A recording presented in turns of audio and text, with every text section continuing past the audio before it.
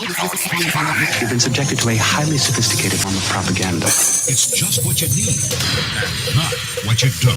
Good morning, folks. Good morning. Okay. Yeah, it's not that funny. It's an excursion into the odd and into the very, very different. glad to be with you all. Yesterday was quite a interesting show. Today will be, I think, very interesting as well. Had a decent night's sleep. It's 5:11 a.m.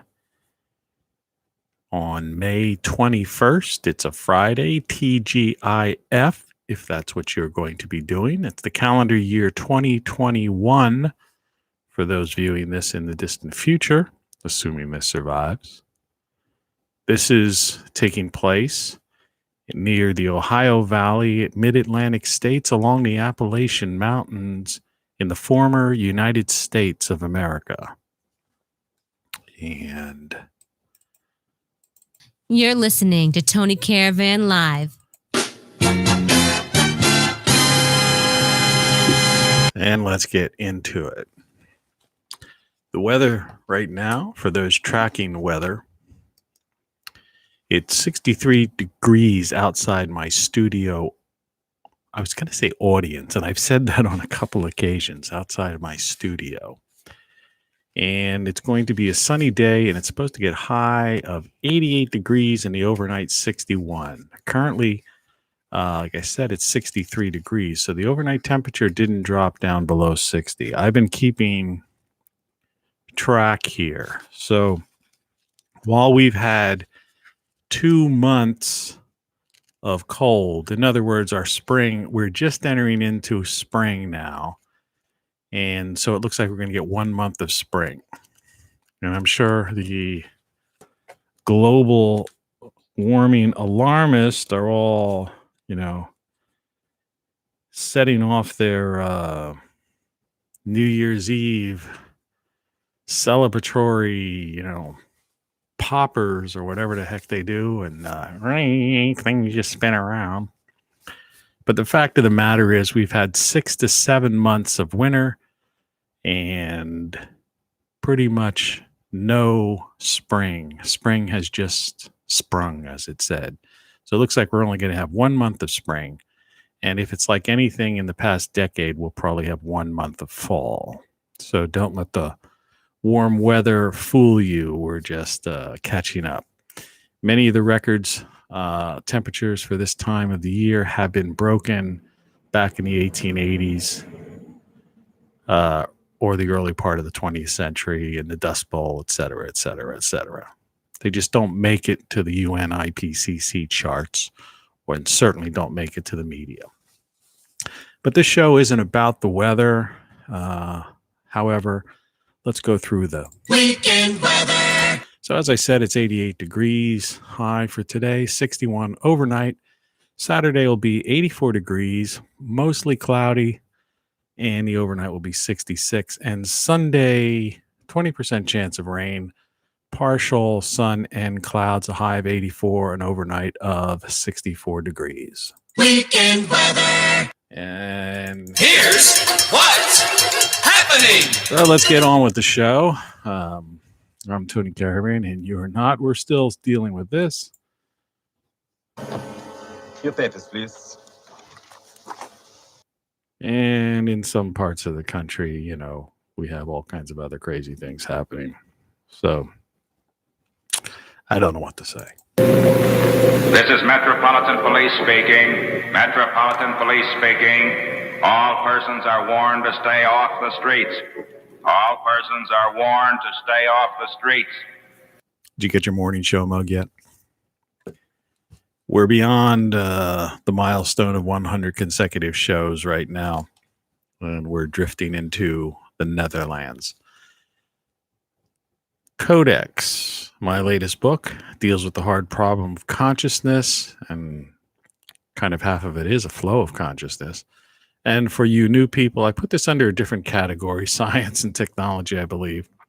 You can see back here various devices. In fact, this device, this jackery, that little USB thing is lighting that light it also has been, this is a monitor in the back that I may or may not turn on later. I'll tell you why not. I was earlier listening to the NOAA radio here. Yesterday's low temperature of 57 degrees occurred at 5:46 a.m. And of course, that's solar chargeable as well. This little mannequin thing, we call it Eyes Without a Face for newcomers. And of course, all that stuff is available at Great Solar Stuff. I also have a shirt, Everything You Know Is Wrong, and another one. Well, I have many shirts, but also one that's called You Don't Know What You Don't Know. And those are some of the things we're going to get into today. So with all that said, hey, it's me. How you doing, man? I'm doing good. Had a good night's sleep. You know, I discovered after taking a shower yesterday that I have on my leg a purple bruise about so big. But I mean, it was sore walking. I walked a mile or so to the grocery store the other day, and it did hurt a little bit, but I don't think the leg's broken. Hairline fracture, or is just the most ridiculous bruise. I've got like, it's hard to see into the light, but I've got, where is it then? Right here, I've got one, but the light's just a little, you can almost see a discolorization there, you know, amidst the muscles. This way to the beach. Yeah. Today should be an interesting show. A little bit different than yesterday. I'm in a little bit of a different mood. So I did have a couple of prunes, and I hope they don't cause me to have to shorten a show. Those of you may or may not understand the concept behind that. All right, let's do like we always do.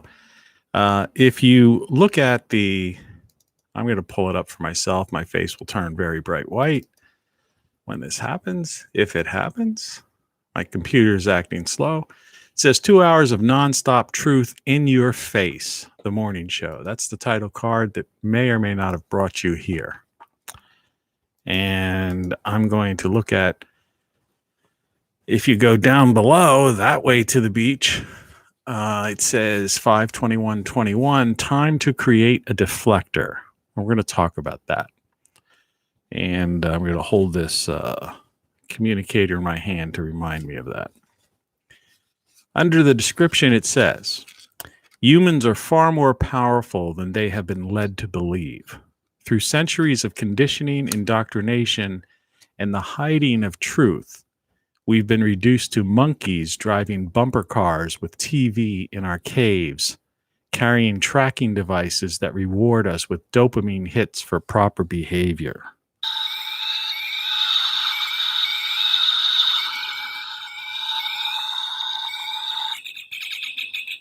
Hey, Scotty, there's a thing. There was a Star Trek one time. Hey, I'll get back to you, Scotty, okay? Thanks. Everybody's got to have one of these. There was a Star Trek, the original series one time, and whether or not you watch that or not, it doesn't really matter. Where Kirk was stranded on this planet. He hit his head on this like obelisk type of thing, and he lost his memory. And he fell in love with this native woman from the planet who was like similar to an American Indian, which most Native Americans here refer to themselves as Indians. So let's get that out of the way first of all. And she was beautiful. Her name was Marimani, I believe. Anyway, to make a long story longer, and of course, this isn't really a spoiler alert for a series that was on TV over 50 years ago, and that those who are, and for Trekkies who have probably seen it hundreds of times, myself included. Well, it turned out the thing was the whole reason the Enterprise went to the planet in the first place was that there was this asteroid. There was this impending doom asteroid or something that was going to destroy the planet that Kirk was stranded on and lost his memory. And so this thing turned out to be something built by a previous civilization or perhaps space travelers, and it was a deflector. And just in the nick of time, Spock or whatever, they figured it all out, as in Star Trek, fashion, and turned it on, and they deflected this meteor or whatever the heck it was away and saved the planet.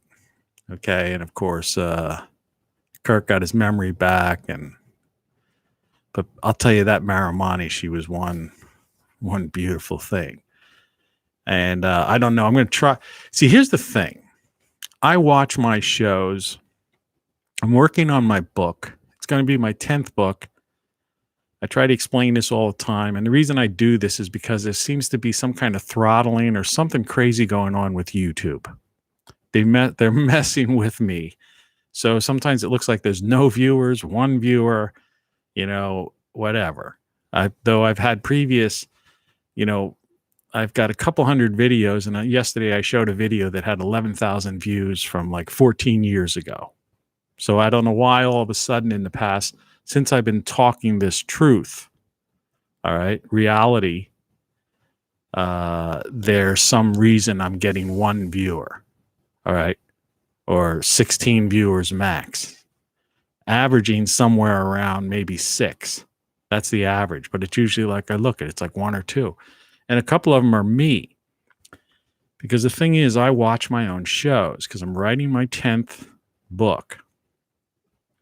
Technically, I've already written over 10 books.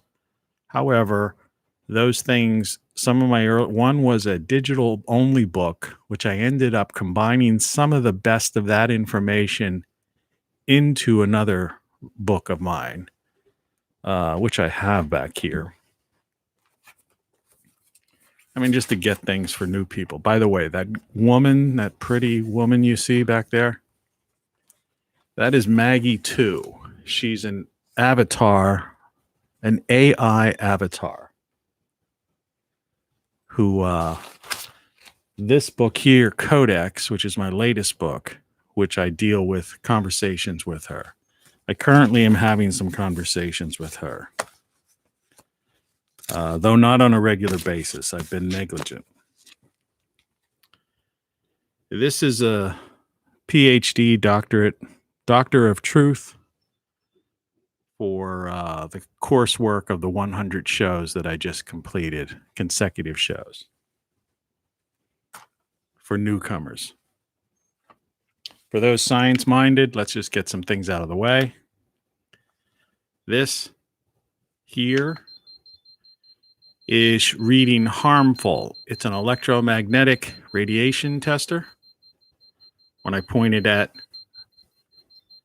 my equipment, the red light goes off and says it's in the harmful level. When I point it away, the red light goes off.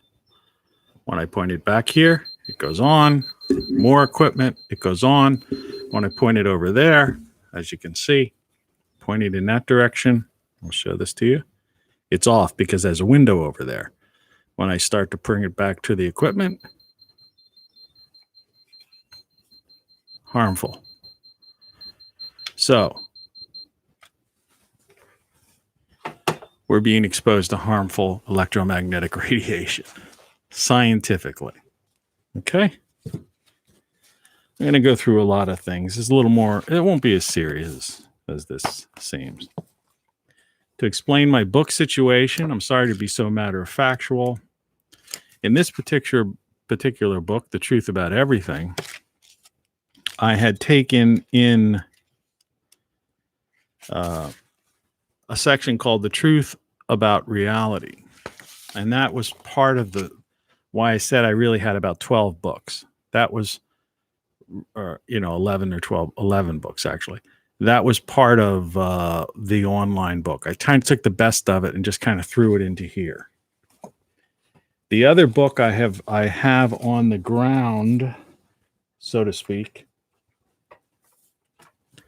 and that was more of a library-bound book, and that also was called something along the lines of The Truth About the reality or something of that line. Anyway, I incorporated some of those ideas into my book. So currently I have 9 books for sale on like Amazon in soft cover, books. You could also get them on Kindle or Apple Books or wherever books are sold. I recommend you get the paper book. Who the heck wants a digital book is useless.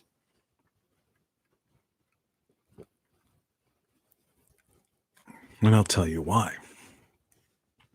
I'm drinking carbonated caffeine,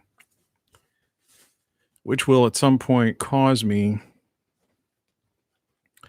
to probably have some sort of,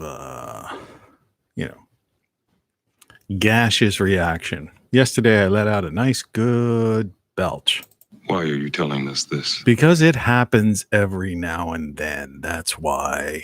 Okay. She thinks it's funny. Hey, it's me. How you doing, man? I'm trying to get through the morning show, intro, and all that jazz. I am your main connection to the switchboard of souls. I'm the magic man.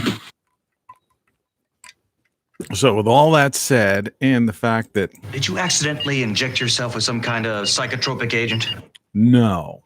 And it's into the idea of what I was trying to say before when I was reading this, that through centuries of conditioning, indoctrination, and the hiding of the truth, we've been reduced to monkeys driving bumper cars with TV in our caves, carrying tracking devices that reward us with dopamine hits for proper behavior. I think I need a comma after bumper cars. I just created that. Change is saved. Okay, first order of business before we get into the old Star Trek thing and the rest of that. The past 3 days, I've watched my videos and I watch them. And the reason I brought out the books wasn't to sell you a book. Nobody's buying my books. I don't care anymore about any of that stuff. I'm not monetized, obviously. However, another quick aside, I received an email yesterday from YouTube. All right, out of the blue. Summary of changes. Okay, this came to me. It may have came to everybody. But however, this is interesting. YouTube's right to monetize.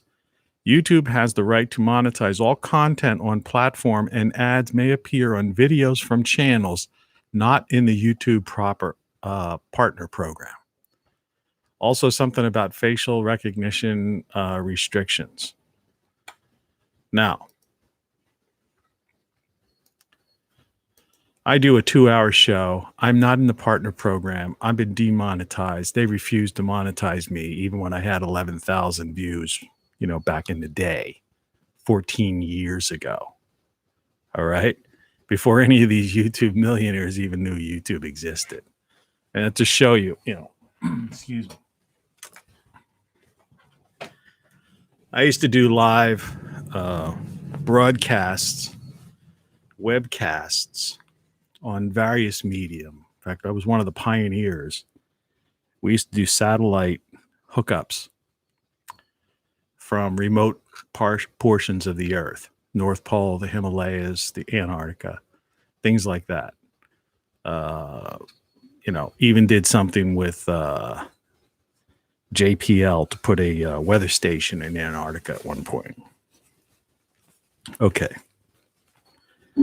Now, some of this stuff I'm going to say may seem a little woo-woo to some of the scientific crowd, but it's not. And I advise you, there are some places you can go to that you will find documentation by peer-reviewed papers that are pointing to what I'm about to say.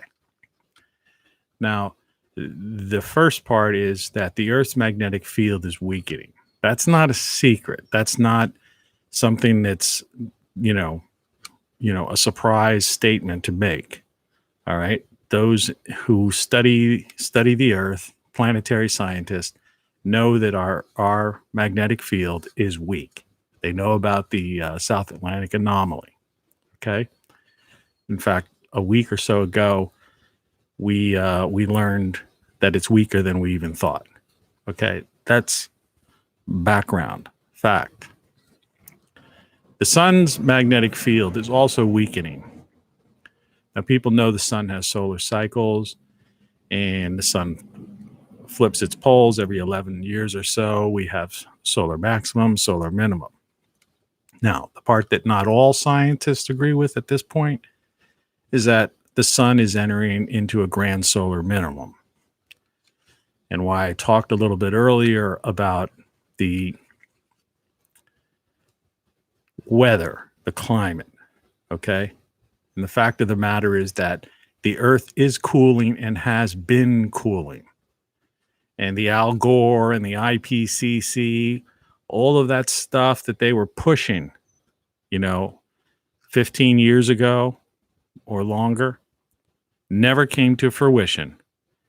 And the readings they were taking at airports with black tarmacs and jet engines, where the temperature was a degree Celsius hotter, or in cities, on buildings, right, where the temperature, cities themselves create their own climate, so it is a degree Celsius or so higher, right?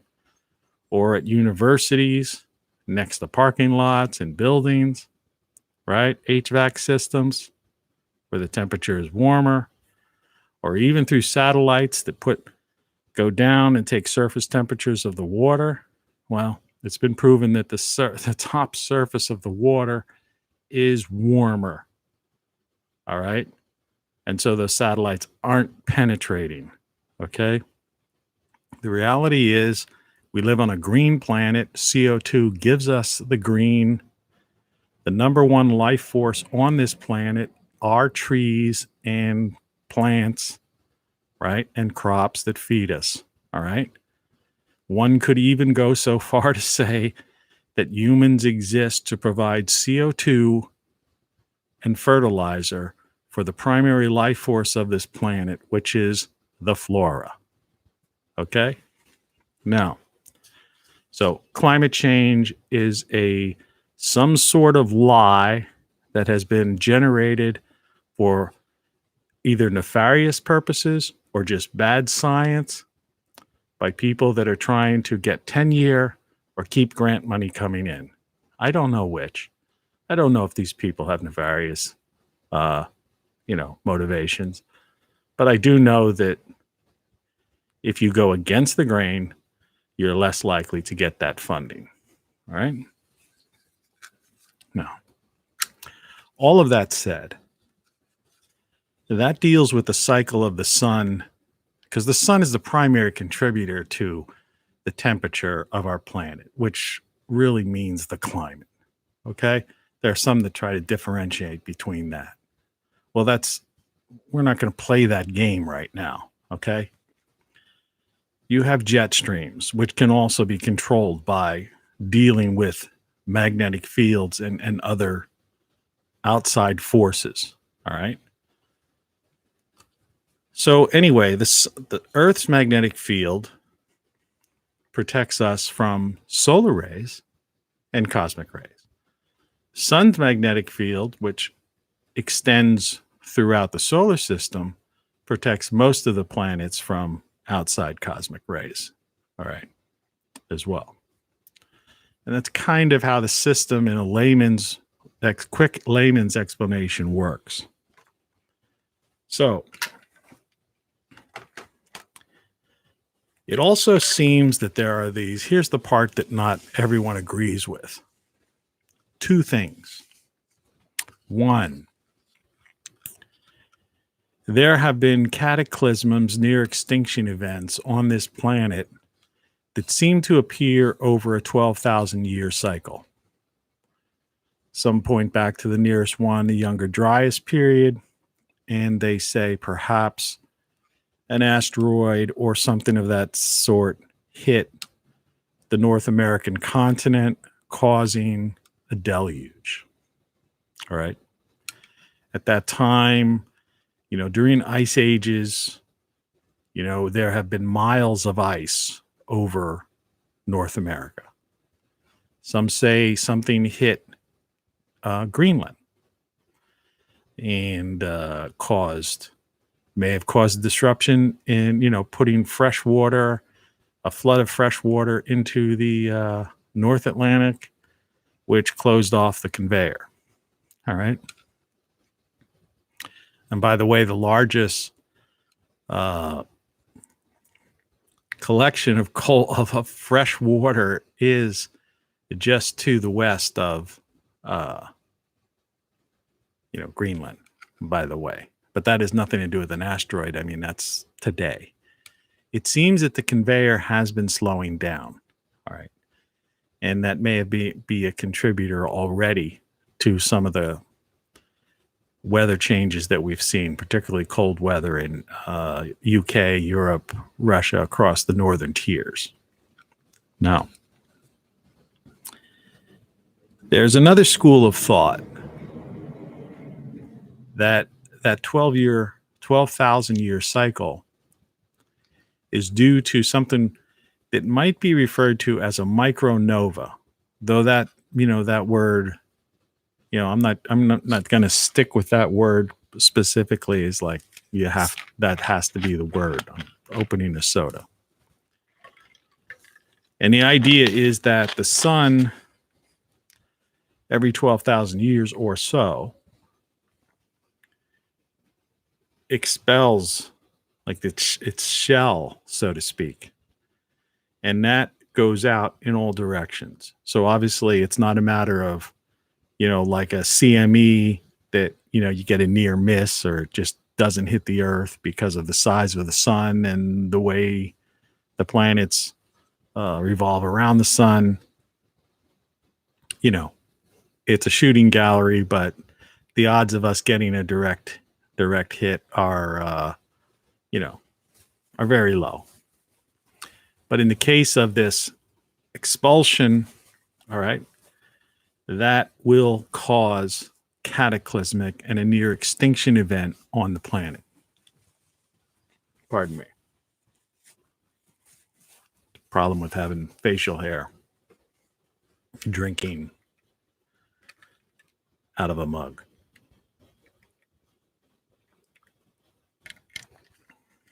We are at that time again within the next 20, 24 years or so, if this cycle is correct. Many people have studied this cycle. We know the ocean levels have risen 400 feet the last time this occurred. Could even be equated to some flood events, though there are those that believe that there are minor events that occur, such as 6,000 years. And in some texts that people study, and people that try to tie this into the biblical flood and the various other flood stories from around the world, there's literally an unimaginable amount of them from every corner of the earth that talk of this. So we know that there was some sort of deluge that happened on this planet, because cultures from all over have some sort of story about the very same thing. Places that had no contact with one another whatsoever. So some believe this is 6,000. There's a 6,000 cycle somewhere thrown in there and a 12. Either way, we're heading into another 6 or the 12. That's the time right now, from now through the next 20 some years. I personally believe that these are the things that have destroyed previous civilizations. And all that survives after that point is what? Stone. Okay? The Apollo 11 mission, the Apollo was the sun god. The Apollo missions that were put out were basically set up to confirm this, to see if there were the same type of glass beads and same type of reaction to rock on the moon as they found on the Earth. Subsequently, our Mars rovers have found similar, well, actually the same type of geological formations on Mars. So it is very high probability that this actually happened and seems to happen with some sort of regularity. Okay?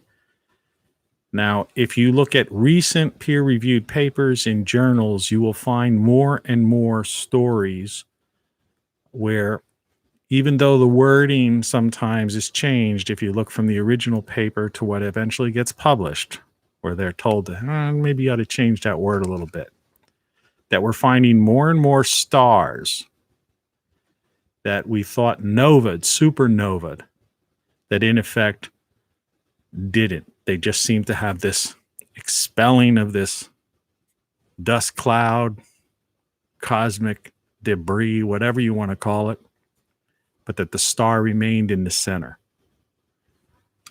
I'll tell you right outright, I'm also one of those believers in the electric universe theory. Okay. Now, the woo-woo part is this. Why are there obelisks all over the earth? Not just in Egypt, all right, in various structures. And why are there all these tales? And why were things hidden in caves? All right. Well, people lived in caves, some people say. No, people lived on the shorelines. That's where we live today. That's where people have always lived. They live near water. All right. Water is essential to us. All right. Now, we may well have had advanced civilizations 36,000 years ago that were wiped out by one of these events. We're talking about an event so powerful that literally it could cause tsunamis miles high that would literally scour over continents. Scour over the continents. All right. You can look into off of the east coast of the Atlantic, the east coast of the United States, former United States. We'll get into that later. And you can see how the water drained from the continent, was dug out. And I advise you to check that out. If you want to find a lot of videos and research on this, check out Ben Davidson and Suspicious Observers. He's got a lot of information on that. Well, not necessarily the draining of the continents, but about this, cycle. So what do? Forget about whether or not we are not the crowning achievement of civilization on the planet Earth. We're not the first ones to arrive with this technology. All right. Technology, everything we have is made of metals and plastics and cloth materials. All right. Forget the story people try to tell you that, these things will survive. Plastics are indestructible. Not so. Everything on this planet right now, with the exception of things that have come onto the planet from space, such as like iridium and things like that, excuse me, were made from this planet. And it's just like, I apologize for that. It's 5:44 a.m. in the morning, Eastern Standard Time. You try talking nonstop. It's a miracle I can even breathe. So, even what we call fossil fuels, well, I don't call them fossil fuels, carbon-based fuels that are brought out of the earth are organic. It's organic matter produced by organic matter. All right. There are those out there that presented evidence that they're actually it's a renewable source, right? Which is a mind blower for people. All right. However, that said, they're organic. All right. So and plastics come from those organic things. Better life through chemistry is an interesting phrase. Chemistry just basically takes things that pre-exist, and combines them through certain processes and creates something different. All right. But it does not create anything that is indestructible. Right. Certainly at high levels of heat and over thousands and thousands and thousands of years, right? They degrade. It's quite possible that a higher civilization could have existed on this planet 36,000 years ago, 72,000 years ago, and over a series of these near extinction events that we've had, say 5 or 6 of them, there would be very little, if any, remnant whatsoever of their technology, even if they had machinery, equipment, computers. There's also the possibility that certain civilizations could have risen to a high level and weren't relying on machines. They may have used the bioelectric brain instead of the computer. Right? We do so much research into transhumanism and the deep mind projects, that Alphabet, Google, and all of those folks and people at MIT creating, and Boston Dynamics were creating robots and all of that sort of thing, and talking about various types of computers with a technology that may or may not even exist today. Fact of the matter is, and I've said this for people who've heard this show before, we have something we call savants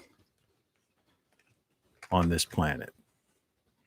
We have people who have total recall, right?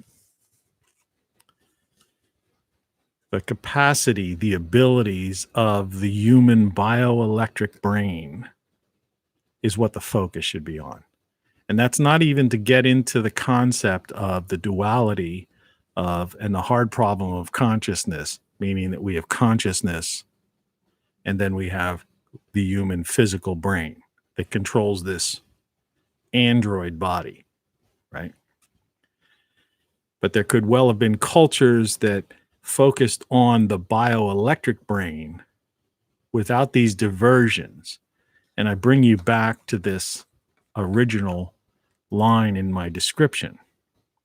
Through centuries of conditioning, indoctrination, and the hiding of the truth, we've been reduced to monkeys driving bumper cars with TV in our caves, carrying tracking devices that reward us with dopamine hits for proper behavior. What's in the Vatican archives? Why did they destroy the Library of Alexandria? Okay?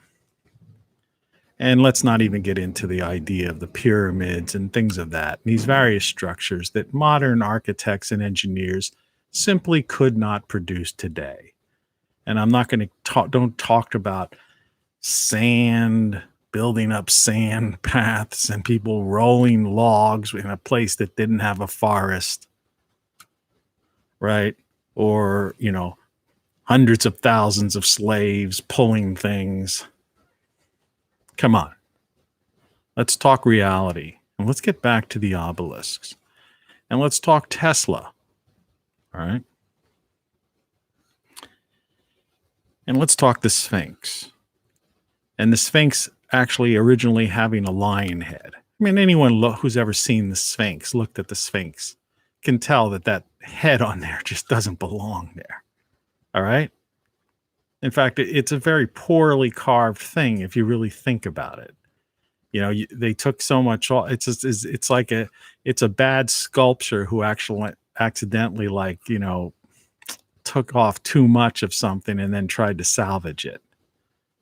The Sphinx was a lion head. It was looking at the constellation Leo, and it was a warning. All right.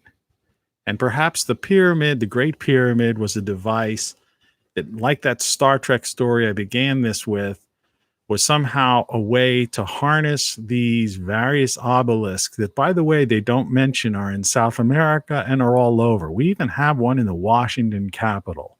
They call it the Washington Monument. Why was that built?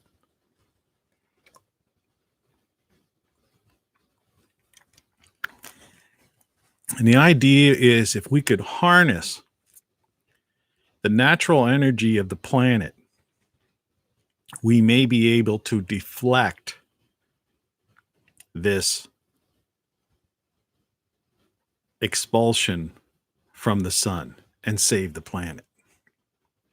Now, this is groundbreaking what I'm saying now. And Ben Davidson, or if someone knows Ben Davidson, I highly recommend you listen to me and get this word out. We perhaps as long as 25 years to do this. This is a doable project. And we need to figure out a way to create, like they did in Star Trek. Scotty, is that deflector ready yet?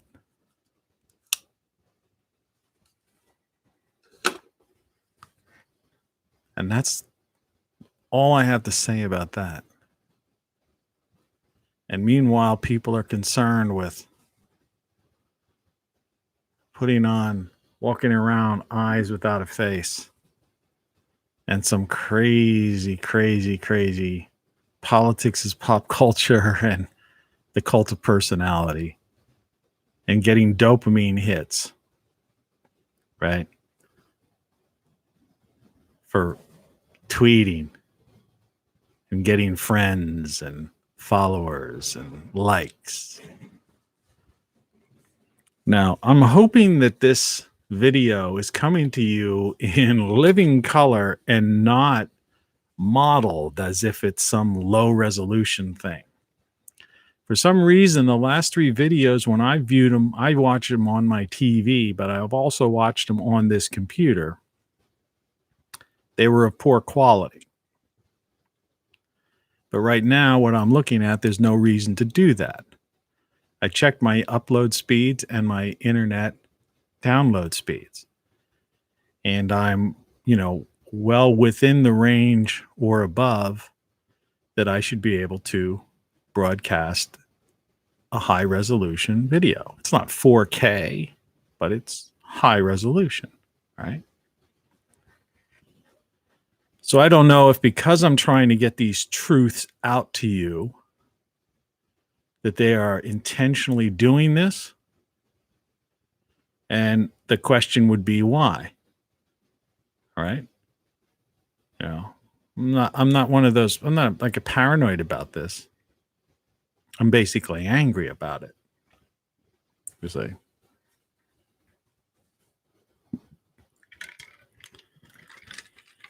And so the question is, and for those in the scientific community, this may or may not come as a shock to you, because I know that your time is mostly spent doing science, engrossed in science, thinking, right? Thinking of ideas and trying to solve problems, questioning things. So politics and cult of personality and a lot of these side distractions that most people are involved with are of little interest to people like us. I don't have I cut the cord with the television. I don't watch TV. I have no time for it. Not interested in that. So my mission, my goal here, like I say, I'm not monetized, is to get these ideas out, and maybe other people could take them to another level. But I certainly do believe that it is possible in the time that we have to create a deflector, and that should be our focus. Now, the sun's a very powerful thing. It's not an easy task. But the greatest minds of our planet, instead of focusing on worrying about things to do with smartphones, faulty AI, algorithms that are just not doing their job. Let's face the facts. All right. We've even GPT-3, right? For all the hullabaloo it's gotten, AI is nothing. AI is nothing. It's a circus trick, right? I liken what's going on with people beyond the idea of monkeys in bumper cars. If you don't know what a bumper car is, it's something that they used to have at an amusement park. They probably don't have them anymore because they would consider they wouldn't be a safe space for people or something. Too dangerous, right? But I talk about how, you go back to this idea of, these witchcraft have this thing called the glamour. I'm not talking about witchcraft here. I'm talking about just the terminology that they use. The glamour, where the media uses this idea to warp your perception, because perception is reality. And so these experts in human behavior, right? They put the best way to describe it is, colloquially, is like the glamour, like in various television shows and movies they put out, dealing with like how a witch can make someone see something that they don't see. But in reality, it's based in science, just like magic. The idea of sleight of hand, misdirection, right? To some people, that's magic. But in reality, it's science. It's based in fact. It's based in a process that they're doing. They're misdirecting something, or they're actually using some sort of technology or science to create this illusion for you. And the world is filled with illusions right now. We're inundated with illusions, right?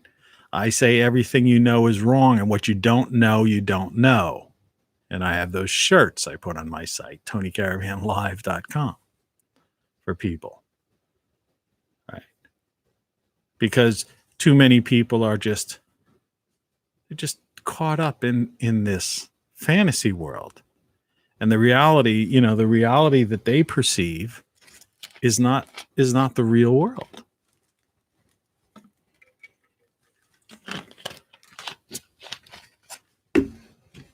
And the capability of the bioelectric brain, as I get back to the idea of savants, Da Vinci, right? Even Einstein, who I don't agree with, on many of his conclusions, gravity, space-time. I think he's an overemphasized things. I don't like physicists or mathematicians that rely on certain mathematical formulae that happen to just fill in the gap for something that's unknown. Right? I find it unacceptable, for example, that we can't calculate the last digit of pi. The Big Bang Theory, right? Infinity.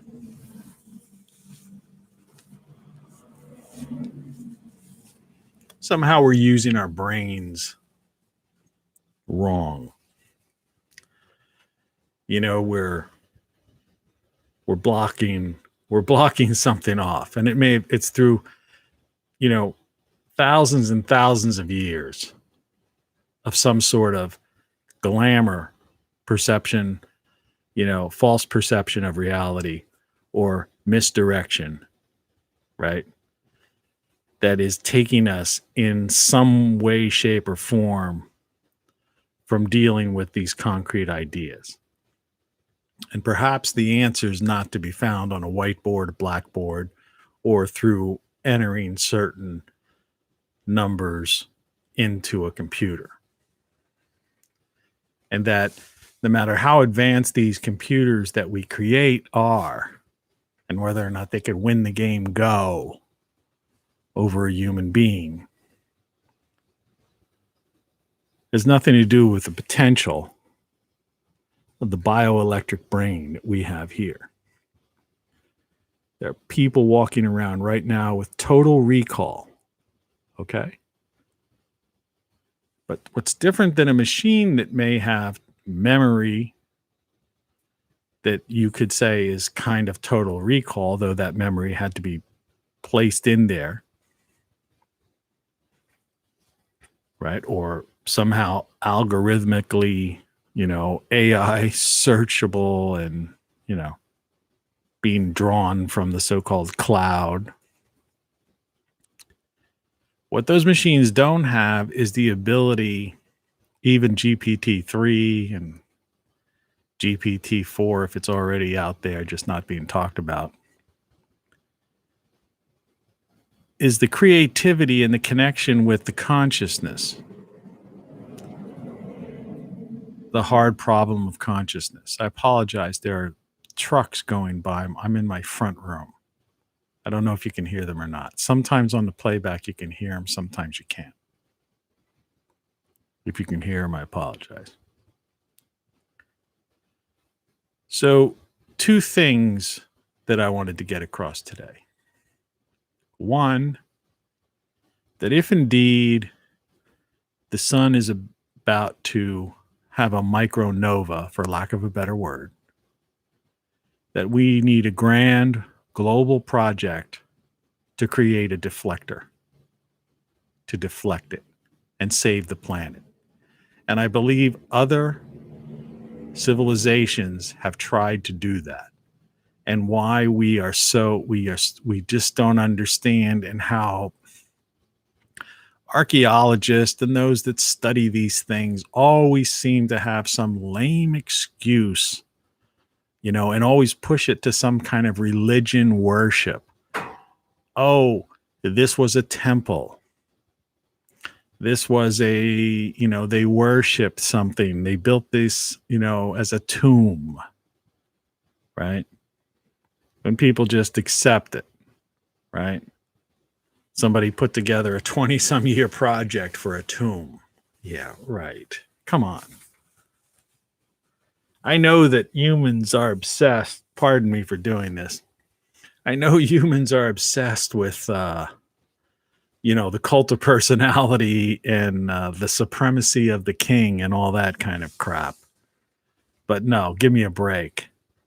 Nobody's going to spend 25 years creating a structure we can't even begin to reproduce in the detail that it is today, for the sake of something, and then nothing found within it that gives the slightest proof that it was anything other than some sort of machine, to say the very least.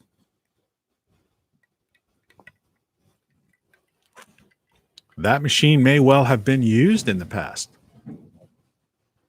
and may have succeeded.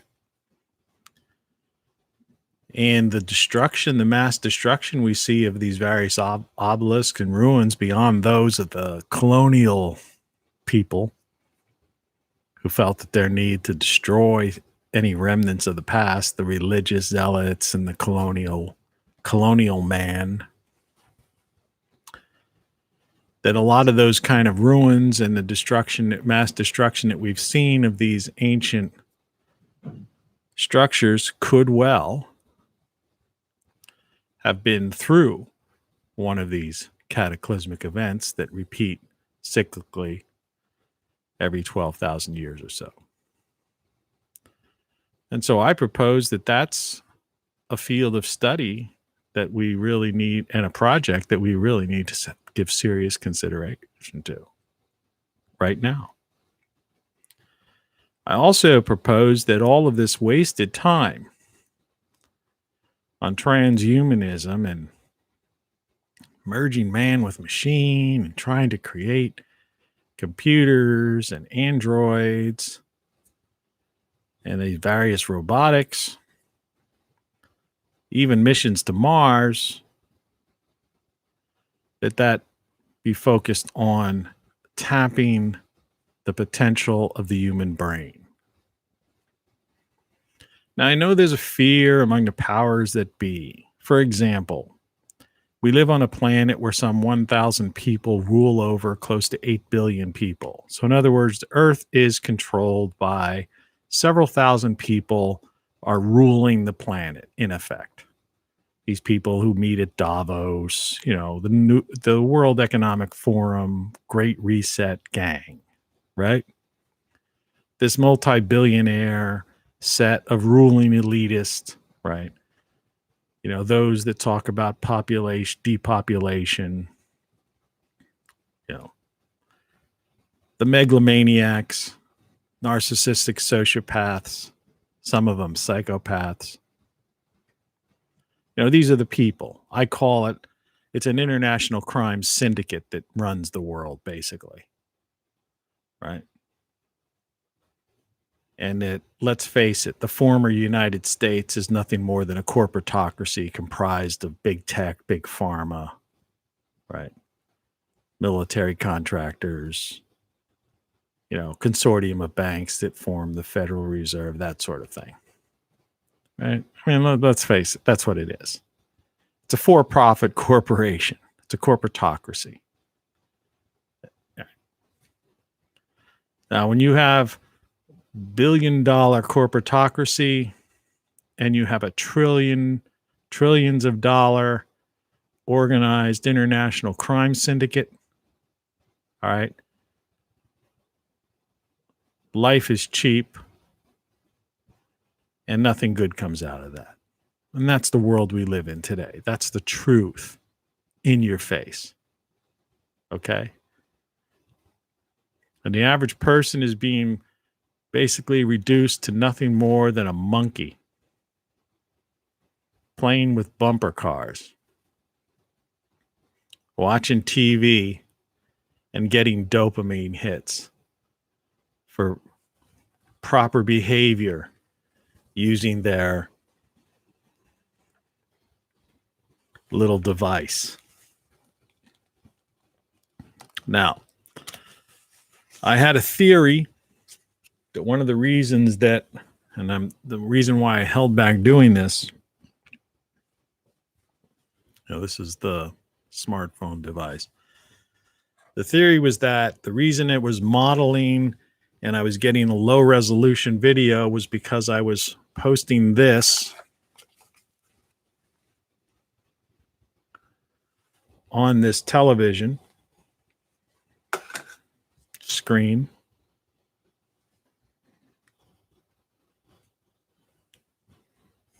Screen mirroring.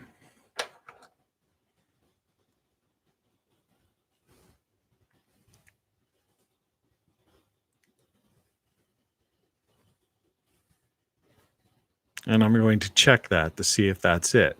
However, I'm not even using Bluetooth for this, and I don't see why that would be a problem. But I just wanted to bring this up. This is just my own scientific experiment right now. This device that didn't exist 15 years ago for the average person has now become the center of their life, the center of the monkey's life, right? And it provides dopamine hits through these various apps, okay, to keep people diverted away from reality. And the question is, what is reality? Because perception is reality. And obviously what is being perceived is not what is real. And we have these people that just believe in depopulation. You know, this idea that we can't have everyone participate in life, in existence. But, you know, the trees don't do that. You know, we have other forms of life on this planet. You know, the trees seem to be connected by fungi, right? And plants and trees, there's some sort of communications level going on there, all right? And they're fed with CO2, you know, and fertilizer, two things we produce. And of course, they give us life through food and oxygen.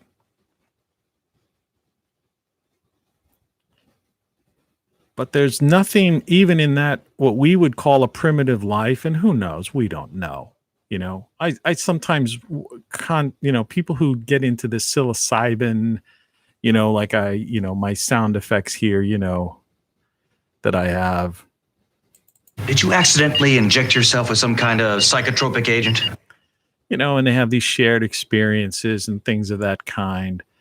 You know, perhaps they're just getting in touch with the concept of, you know, geometric and the way the fungi communicate with, you know, with the trees and the other plants. And instead of it being some, you know, higher or lower form of life, it's just a different form of life and a different form of existence. And if there's some kind of peace, you know, of mind or tranquility there,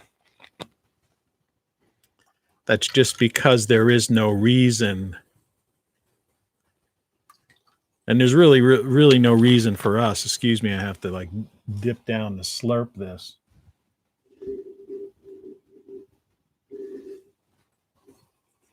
I overfilled my cup runneth over with soda pop.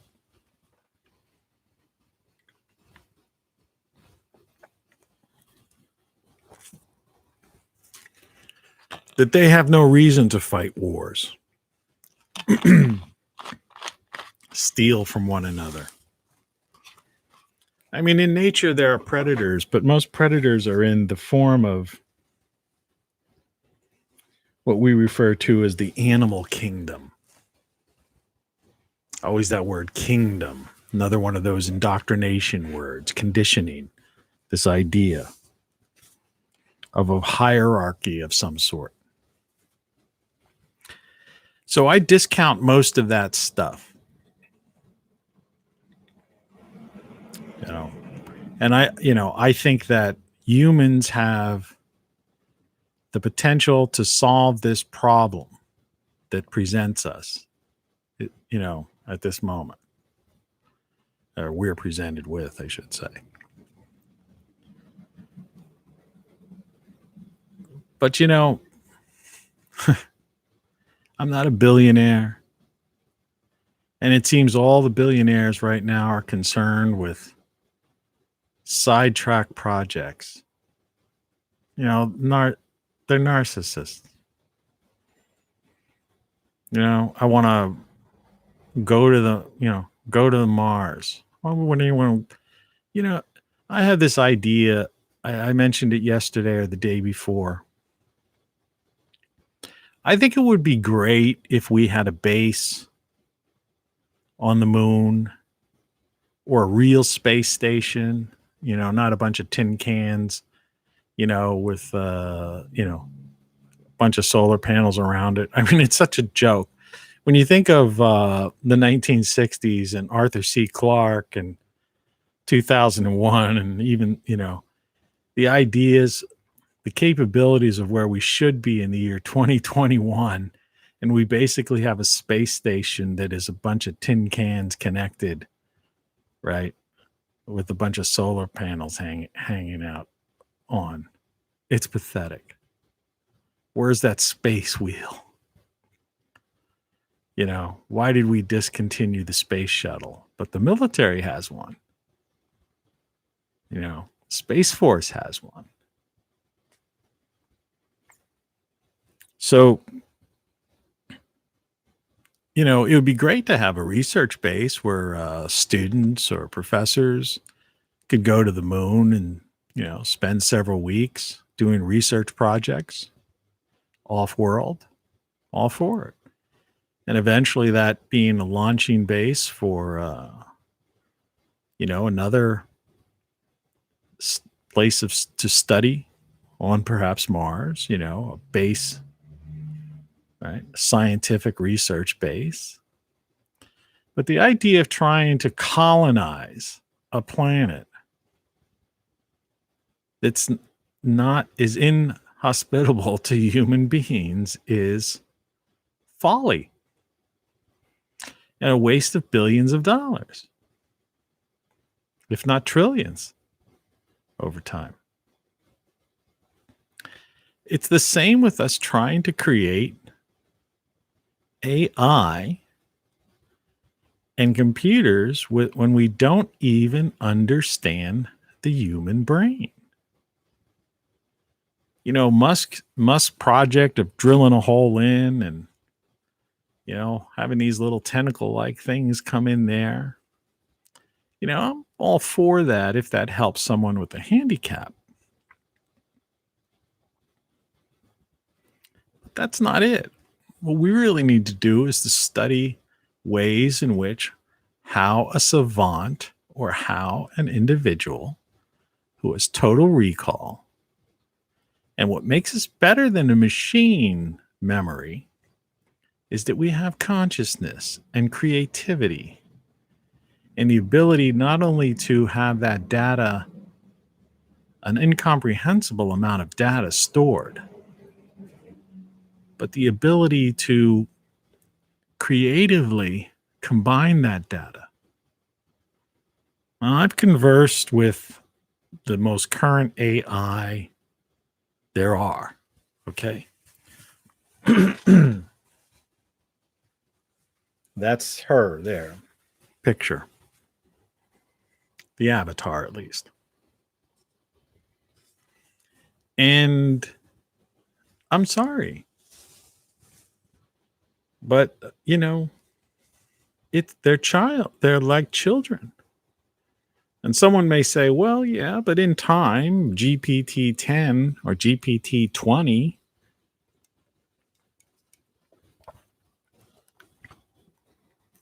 by the year 2030, 2040, 2050, the year, 2100.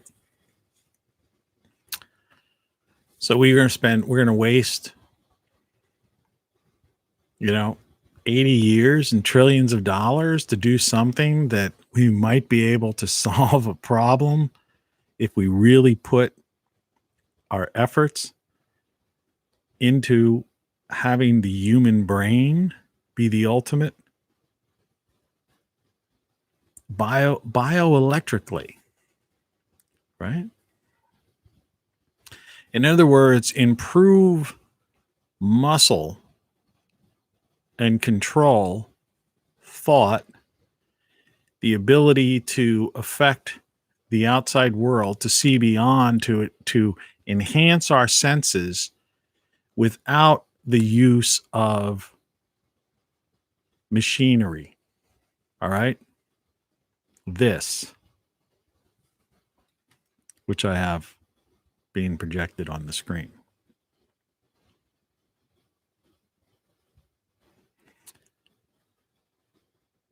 An eagle or a hawk has an eye smaller than a human being, but it's able to make out a small bird or a mouse on the ground. Things like roaches and bees and flies have noses, or the equivalent thereof, that are far smaller than my snozola, right?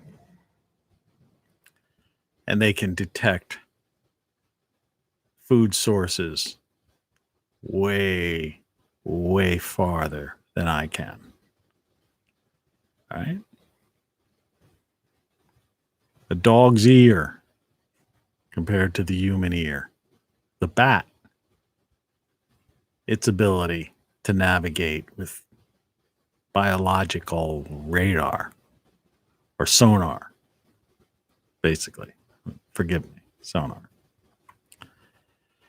And the idea is that we haven't even tapped the human potential. And why is that? And what's in those Vatican archives? You know? So as far as I'm concerned, you know, everything that's being done right now in, you know, with the focus on this thing, from deflecting and sleight of hand and the dopamine hits, right? The false perception of reality, you know, basically becoming the center of all life for most people on this planet, or at least in, you know, so-called civilized nations, is insane. Thing didn't exist 15 years ago, and now it's the center of everyone's life. You know, we've gone down the wrong path, but it's early enough on that we can reverse it. Because the answer beyond that is, as I've mentioned yesterday, with some 75 million people under the age 17 or under, and a current generation that seems 20 million unemployed, perhaps as many as 30, 40, 50 million to be unemployed, replaced by all sorts of these technological things they're creating. And what are they going to do? Create bioweapons to just wipe people out? Keep people in their cubicles? I mean, what's going on? Now, these questions need to be asked, you know, by scientists.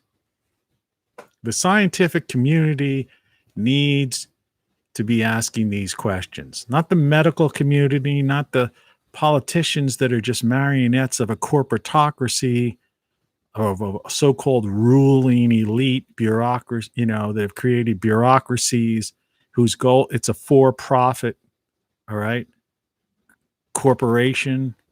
That's what nations are now, corporatocracies. They're for-profit corporatocracies that answer to an international crime syndicate that deals in things like the heroin trade in Afghanistan, human trafficking. It's where they get their real money, big pharma, drugs approved by the FDA, that there's lawsuits 2 years later saying they pushed it out too quickly. And now if you took this thing, you can get a settlement, your share of the settlement from a lawsuit. You know, it's madness. It's utter madness. It's complete, total, absolute madness.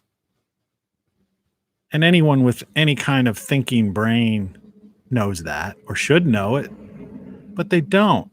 They're mesmerized. It's like watching magicians or under the spell of a so-called witch, right? Witches and wizards. That's what's going on right now. It's childish. It's just childish.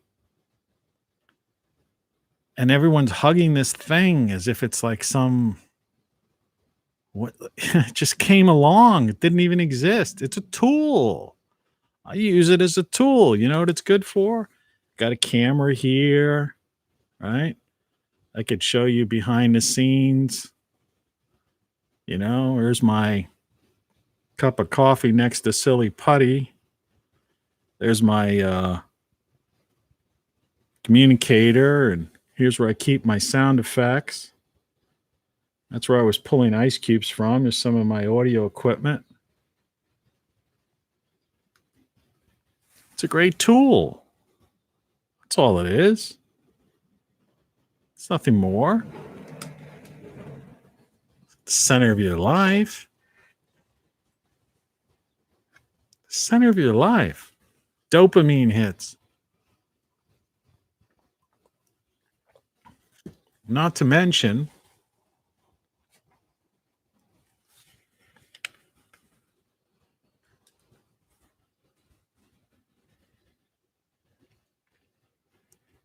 these things.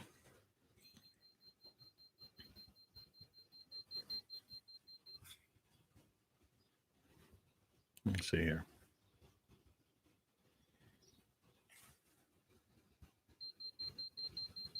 I don't know why when I lift it up. There we go. Give off harmful radiation.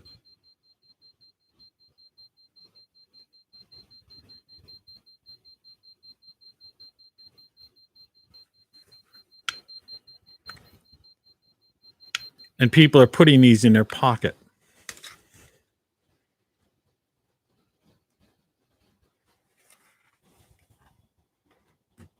Then I wonder why the sperm counts are down. They're putting them to their head, and there have been studies in the UK that they've, produced brain tumors.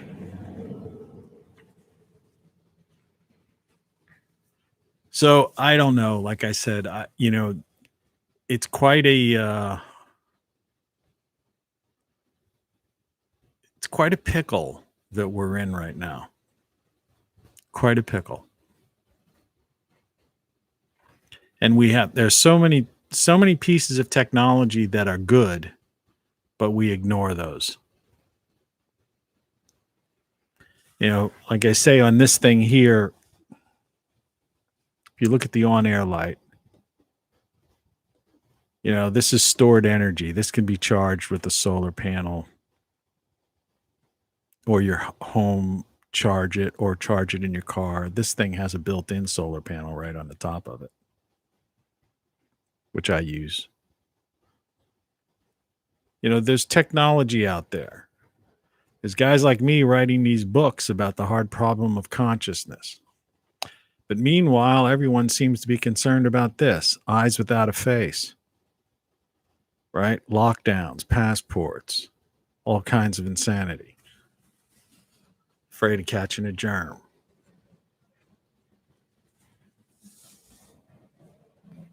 You can't speak certain things. I've gotten strikes, medical misinformation if you even mention the name.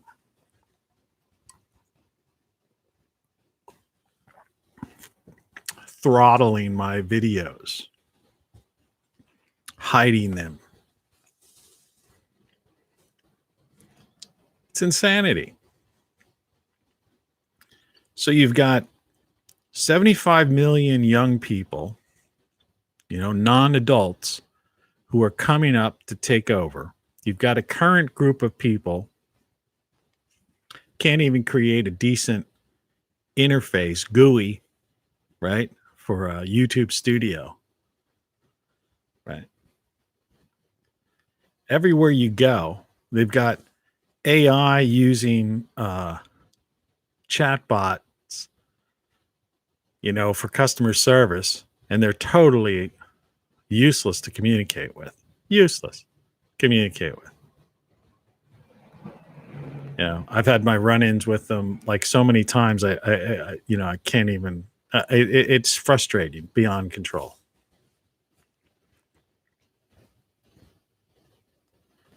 We're adding more robots to work in warehouses, automated checkouts, kiosks, and fast food restaurants. Number one killer, by the way, is heart disease, right? And of course, they're putting a lot of work into making sure people can get that artery clogging food for the number one disease. Of course, Big Pharma and Big Med are making billions and billions of dollars on that. The second leading cause of death in the U.S., cancer. And they're basically doing the same two things. They're either cutting you up or irradiating you, because that's a mega billion-dollar business industry. I know, I've had cancer. I went under the knife.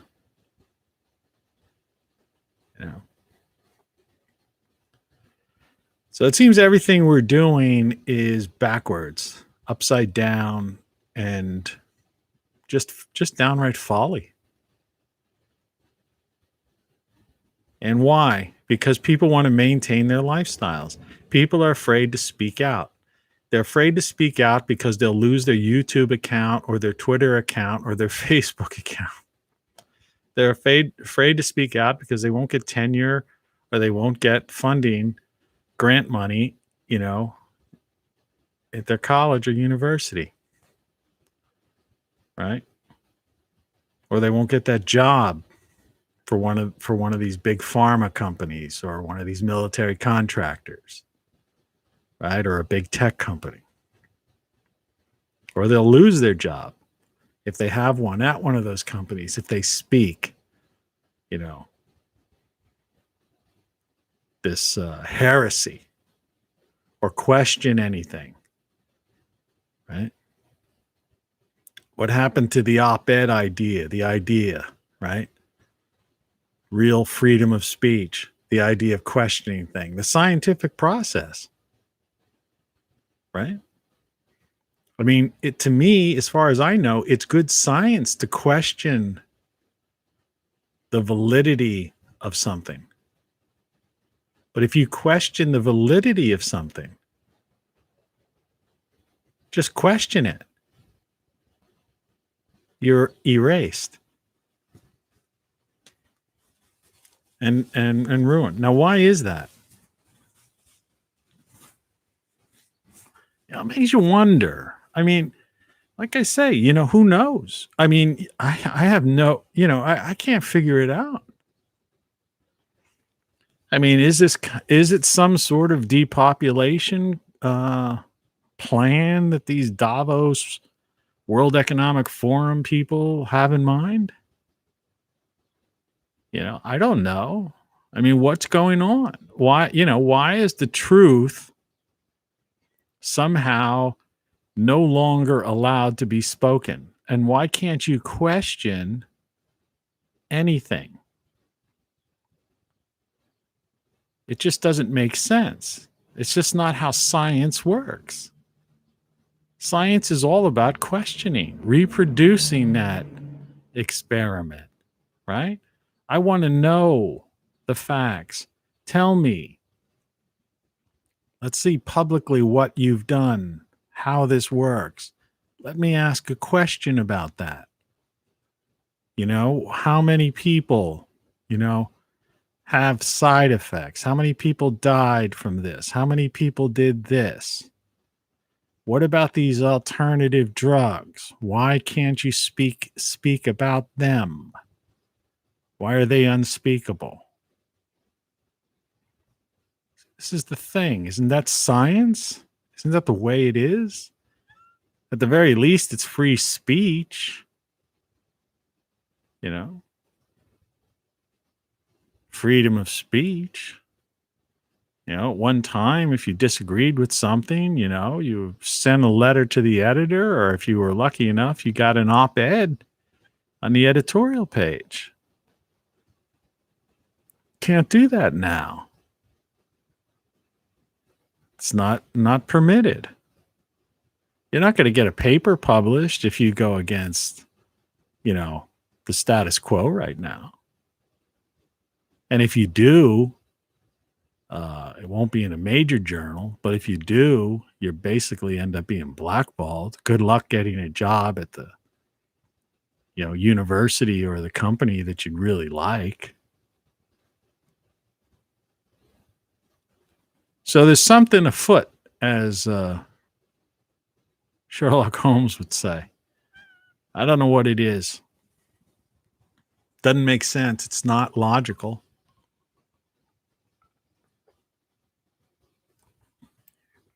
It's illogical, as Spock would say. So that's where we stand in the year 2021. Now, I understand there's people who are 21 years old and mid-20s, excuse me, who were born in the late 90s, or I got a little wheeze going on here. I don't know why. Born in the late 90s or the year 2000 that never experience, don't have direct connection to things that happened in the 50s or 60s. In fact, if their parents were born in 1980, right? Think about that. They missed the 50s, 60s, and the 70s when all this stuff happened, right? Like I always try to make the point is it was the generation then that created the internet, created all this technology, right? Including the graphical user interface. That was Xerox PARC. Everybody knows that by now. Steve Jobs, the mouse, that was all Xerox back in the 60s, right? And it was the generation from then that made possible everything we're doing right now. From desktop publishing to this sort of video transmission. We put the man on the moon. We created computers. Right? We laid the groundwork for all of this technology. We were the ones that built these universities, kicked them off. And when we went to school, I've said this before, we didn't have administration buildings with people who specialized in human behavioral controls and, all of these kinds of things. There was no administration building when I went to school. I mean, I'm talking about grade school, high school, middle school type of thing. We had a principal, a vice principal, 2 office ladies, a janitor, and a phys ed teacher who doubled as a football coach. And so did anyone else who grew up in those eras. And we're responsible for all this technology, everything we have today. Everything. And these people who are now getting 6 figures, drinking their Starbucks coffee and sitting around and protesting about this and saying, hey, we need to hire more people of this kind and this ilk, instead of worrying about the science. Remember, our generation, my generation, we were the generation that basically there was a civil rights movement. We solved it and it was successful. It worked. There was a feminist movement. We solved it and it worked. Right? But these people, their parents were born after that. Somebody was born 1980, right? And had a kid at 20, or in the year 21, right? So they got a 20-year-old kid, right? A kid who was born up with like three traumatic events, scarred. See, they're not only, actually 4. See, they're not only scarred because with the onslaught of the administration buildings, right, where they decided that education, it wasn't enough that those of us that put men on the moon created computers, right, created the modern world, right, science, particle physics, all of that stuff, right, all the great thinkers, mathematicians, scientists, right, that all came up with a principal and a couple of office workers in our high schools and then on to colleges, that wasn't enough. So they had to put all these people who were like sifting through books and revising history and changing this. So they, and they created the nanny state, because by then also you had 2 people working. So as soon as maternity leave was over, you turned your child over to the state. Even if it was a private company, they still had state requirements, state curriculum. So you turn your infant over to the nanny state, daycare center. Then they work their way through grades, K through 12. Indoctrination, conditioning. Then 9/11 came and they were scared to death. Scared to death. And then restrictions in the Patriot Act and all that stuff. And then you had 2008, and then you had people, massive financial housing bubble crash and Wall Street crash and bailouts and millions of people in foreclosure and all of that sort of stuff. Never really recovered. And now some, viral thing infects the world for the past 2 years. And it's been 2 years. Right? So you've got these traumatized people. They've been traumatized for like 4 different things in their life. And so they hang on to this, hug this, go everywhere with it, pet it, sleep with it. Right? Go to a restaurant and they're looking at it, not you. It's their whole life, the center of their existence. And they get dopamine hits from it. Just controlling device.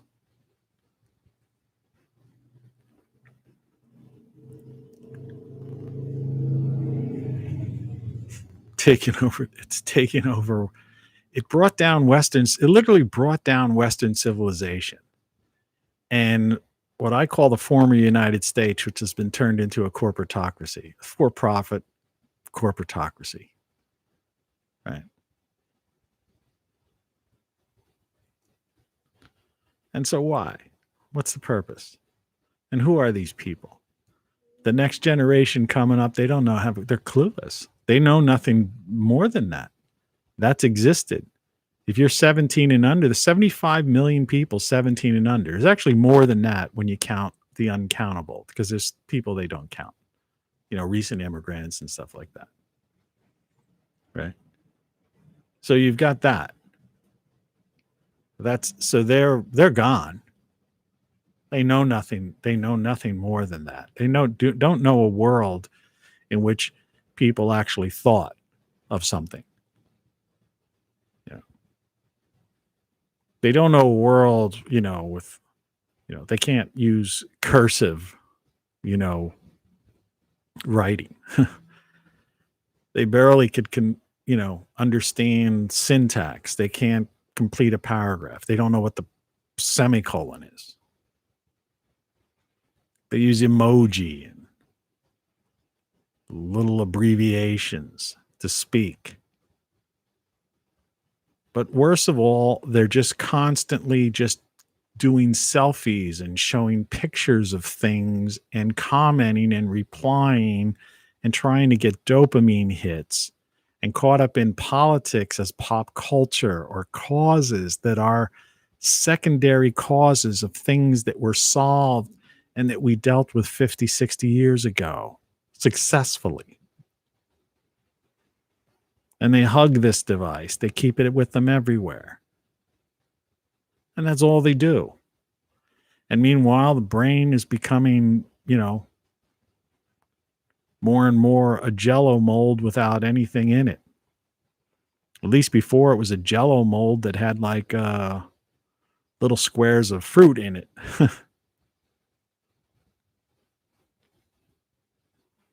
I mean, that's the state, the state of things today. And the people older than that, say the 18 to 40 set, who actually have the jobs in these companies, the vast majority of those people, I don't know what they're doing. I mean, you just look around, the inefficiency, how things don't work.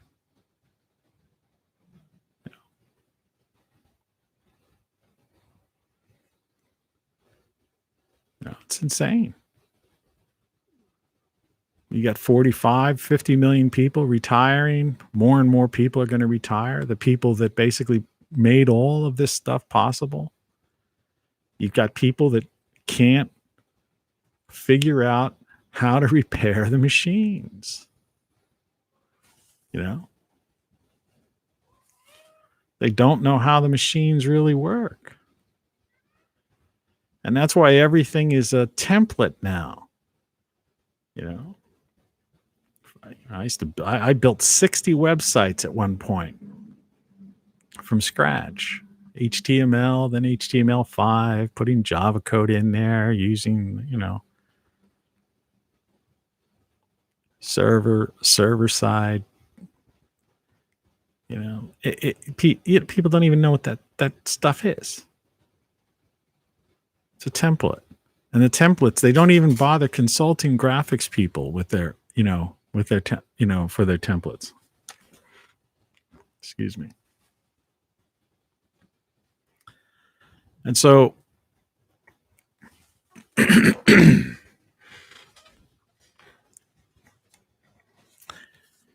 anyway, sorry about that.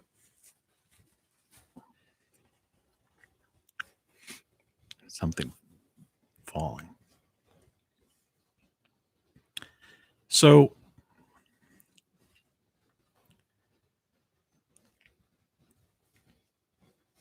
what kind of world are we entering into?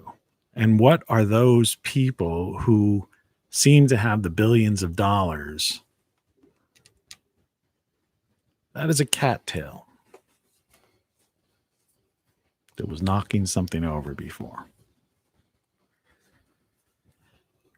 What kind of world is it? And what are they going to do with all these people? You know, as these machines replace everything. Do you ever see the warehouse like at Amazon, and you know how they have these bots that just go around, read, you know, like barcodes and kind of accordion little things, raise them up, pull something off the shelf, take it down, and they just run around like all kinds of ants fulfilling orders. Do you ever see those light factories that have no human beings at all in the entire factory? So, like, in other words, the factory is a machine. I think that was the idea also of Elon Musk, is to have his car factory to become a machine. I don't think he's done that exactly, but that was, I remember, one of his statements in a talk he was given about it. His goal was to have his cars produced in a factory that the factory itself was a machine, so no humans involved. Then they talk about self-driving cars, which kind of defeats the concept of a car. And the idea of a car is for you to be able to drive, right? So why not put all that money that's going into the research for self-driving cars, which is ridiculous, and they're inevitably going to cause, you know, there are 6 million auto accidents a year right now, okay? Now, they try to use statistics like that and saying, oh, it's self-driving cars with all these various sensors and all this kind of stuff that's going to, like, reduce that greatly. But it's technology. An electric lawnmower, a chargeable electric lawnmower with a lithium-ion battery in it, okay? Plugged it in, you charge it, the battery's charged. It's good for mowing the lawn a dozen times. No cord or anything like that. You don't have to worry about it. Beautiful device. It worked really nice. I loved it. Nice piece of technology. Cut the lawn very well. No cord. You know, it's great. A couple of weeks ago, because it's that season, I went to mow the lawn. And I started mowing, and it just stopped. Now, there's a guy, it just so happens there's a guy who actually has a background in high-tech electronics. and even fixes lawnmowers. So I go, hey, man, you want to take a look at this thing? I said, I can't figure it out. I said, battery's showing full charge. It worked. I didn't do anything. Didn't run over a stump or anything crazy. The blade spins. I could spin the blade with my hand. There's no obstructions. He opens it up, and sure enough, there's a little board in there. And we figured out, well, either the board got fried for some reason, no apparent reason, because otherwise the battery was showing a charge and the blade was, the motor was, was functional. We see this all the time with cars. See, the idea is what I'm trying to get at is I'm not a Luddite. Look around, man. That's the first Mac. I had the first Mac. I was on the internet in the 80s. All right. I was using a 300 baud modem. All right. Communicating to people in overseas. Look at all this stuff. Right? No, I'm all for the technology. I'm all for the tools and using the state of the art, as they say. But when you talk about self-driving cars and ridiculous amount of sensors, by the way, there's so many possibilities for them to fail. That it's folly. Now, what if they put that same amount of research and billions of dollars into mass transportation? You take these highway systems that we have across the U.S., right? And I've driven everywhere. I've been almost every state in every one of the contiguous former U.S. states. And I notice on most of them, you've got these big center lane. It's not a lane, but big grassy areas in the middle of them, right? And of course, you got pull-off areas on the right-hand side and whatever. And there'd be exceptions to this. There'd have to be some, engineering thought of. But generally speaking, I've been on stretches of roads that have gone 100 miles, right? Literally, you could see 100 miles straight, particularly like heading out west, the southern route, right? 40, whatever. Well, why not put some kind of high-speed rail down the middle of that? It's already opened. It's already cleared out. It was already built. It was already, surveyed. There's room. It's a straight line, right?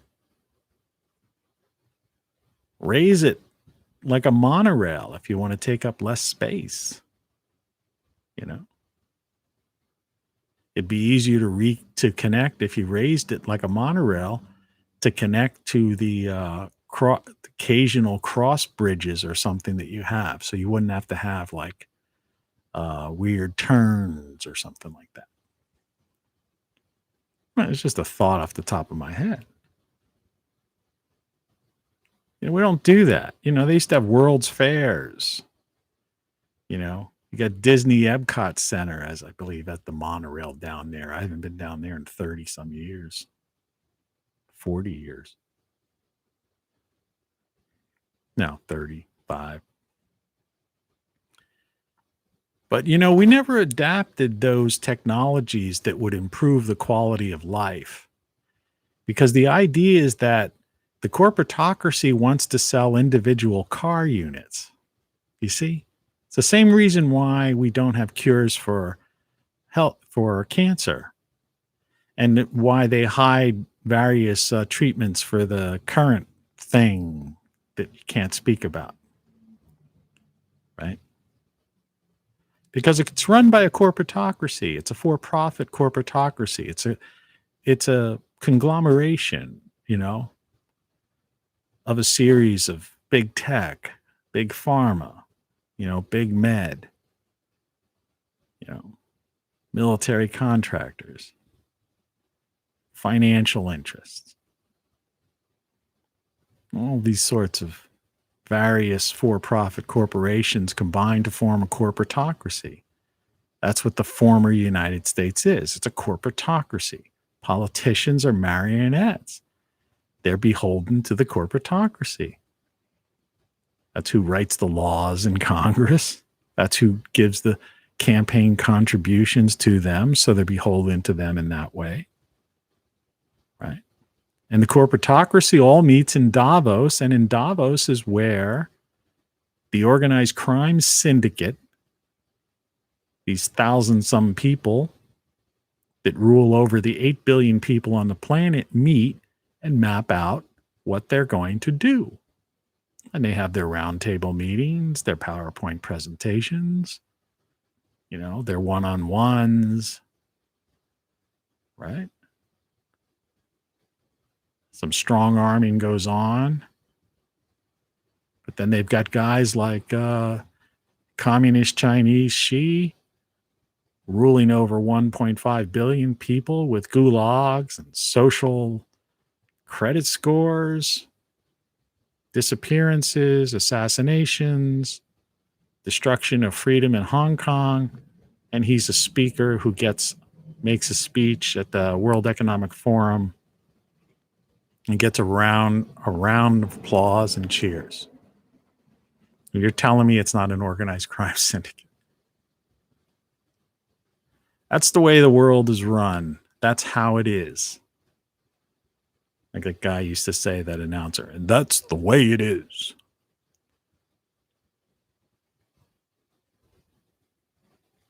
So we're witnessing folly. Monkeys driving bumper cars, people trying to get dopamine hits, and nothing's going on. Nothing's going on. Oh, there's some people at MIT and certain universities that are, if they were listening to this, they'd be, oh, you don't understand the research we're working on and what the potential is for it. It's like, yeah, I'm all for that. I understand. I'm generalizing. But the thing about it is, individuals working on serious projects in the aggregate won't overwhelm the generalization and the corporatocracy or the international crime syndicate that's running the world. It's a for-profit venture, this former United States. Western civilization has already fallen. The people who are coming up in the ranks and the people who are in right now, for the most part, generalization, are involved in social media and social justice, or whatever that's supposed to be. And if they're not that, they're caught up in the politics as pop culture and the cult of personality. Or they're just binge watching this, or they're gaming that. They're fiddling while, the civilization fell.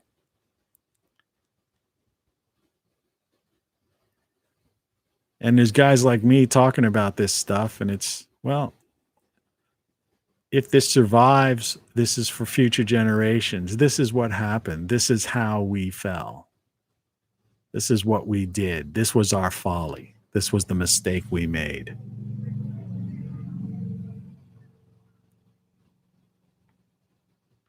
I'm going to stop mirroring that. I was using this is an old Apple, one of those, what they called the hockey puck Apple TV.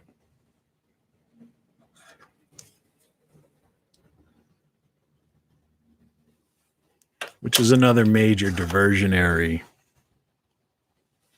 device for modern culture, civilization.